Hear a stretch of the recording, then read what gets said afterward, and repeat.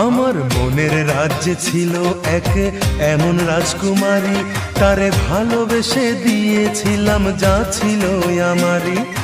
আমার বুকে মাথা রেখে বলতো মনের কথা, ভাগ করিয়া নিতাম দুজন দুঃখ কষ্ট ব্যথা। আমি শুধু ছিলাম যে তার প্রেমেরই পূজারি, তার ভালোবাসা করলো আমায় পথেরই ভিখারি। তার কত ভালোবাসি জানে না রে জগৎবাসী, জানে অন্তর্যামী।